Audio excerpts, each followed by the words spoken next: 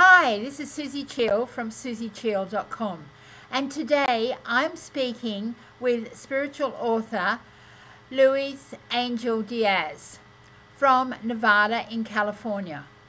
Luis is bringing out a new book that will be launched in October called Memory in Cells. Welcome, Luis. Thank you very much. A pleasure to be here. And Luis, first of all, would you be able to tell the viewers, first of all, something about your background and how you came to be doing what you're doing now? Well, I spent most of my adult life learning about holistic healing, natural medicine. I was trained in Eastern medicine, acupuncture, herbology, nutrition, body work, and pretty much my professional life was helping myself and others to heal, to get better, to have a better life. And that's what we're all looking for, isn't it? We all want to have a better life and to feel good. Yeah, and I was raised in a family of people that were all in their 50s and 60s when I was an infant. Ah, right. I saw a lot of people sick, getting older, sick, and going to doctors all the time and getting pills and treatments and surgeries and not getting better. I think that was my main training, to know, no, that doesn't work. We need a different approach. And I remember this natural healer. He was a chiropractor, a very old man, like in his 70s. He came to visit, actually not to visit, he would come once a month to see people in my neighborhood. And people loved him and people were getting better. And so I went to see him when I was 12 or 13 years old. And I just loved that. And after that, I always liked the natural approach.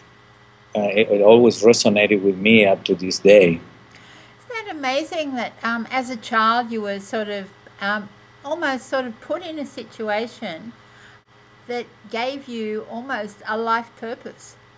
Yeah. Well, you know, sometimes you find your purpose knowing what you don't like and what you don't want. So escaping from what you don't want, you find what you want. Yeah, that's right. And then you're able to help and to empower others to find those inner qualities that help them become joyful and healthy as well. Yeah, what I thought for a long time, for many years, I thought that mostly everything was about nutrition. Then I learned about energy medicine. But something was missing. There was a missing piece that years after I realized is the emotional component. Here there is stuff stuck in the body and there is no way to move it unless you know how to do it. And nowadays I can tell, after my own experience with my own emotional body and my own experience with pain, is that we are suffering emotional illiteracy. We are ignorant. We don't know what feelings are. We don't know what emotions are. We don't know the difference between them. We don't know that the body is communicating to us all the time through physical sensations and feelings. We don't know that if we line up our mind, our body, and our emotions, we get to exercise and live from that place of fulfillment, aliveness, freedom, and enjoyment that we are looking for. So the solution is in our own bodies, and we are dismissing it. We are looking for answers outside of us, in books, in the internet, in doctors, in practitioners. And I wrote the book Memory in the Cells, how to heal behavioral patterns and transform the pain body. And that is a book that that actually there I put my own experience, my own history about it, and also through exercises and processes that people can do, how they can learn how to access their own body, how to listen to their own body messages, and how to transform emotional charge into fulfillment and freedom and health. We are pure energy. We are energy beings. And this is not something I'm saying. You know, it's been discovered almost a century ago. This is scientific. Everything that we touch and see and smell and hear is made out of atoms and subatomic particles that are pure waves of energy that come from nowhere and go nowhere. It's like, what is this material thing that we call matter? Is it solid? No, it is not solid. It's pure fluctuation of energy. And our bodies are energy, are made out of molecules and atoms and subatomic particles. That makes us energy beings that when you live your life from that place, change is easier and possible. When you live your life from a place of I'm solid matter, it's difficult to change. How do you change solidity? You know, That's we were told, yeah. So, but when you realize, oh my God, I am pure energy. You know, when I have this thought about, let's say, my job, and I'm scared about my future, I start feeling sensations in my body. My throat close up, my belly, I feel a heaviness. I may have a headache. So my body is reacting to my thoughts through feelings and sensations. If I keep creating and believing in these negative thoughts, I'm going to keep creating contractions in my body. My cells actually are going to contract. That actually happens. It is scientifically proved. And when I'm able to deactivate those thoughts and open up to possibilities and trust more and feel more comfortable with life and befriend life instead of fighting and resisting it, that is pretty much what we do most of the time. That is so then true, our cells open up, you know, our cells expand, and we actually feel expansion in the body. So this is a very simple way to verify that there is an intelligence in us that is responding to the government that is up here. Yeah, I love that. Yeah, I think that is wonderful. But it's so true, isn't it? And so many people are held hostage almost by their bodies because they only believe that that a doctor is going to get them well. They don't believe that they have that the power within to heal themselves. Well, those are beliefs too, you know, beliefs that we learn through our cultural system that we are teaching our children.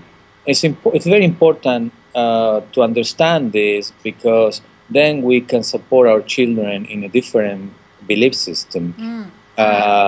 You know, if you believe each time there is a problem in your body, you need to call the doctor.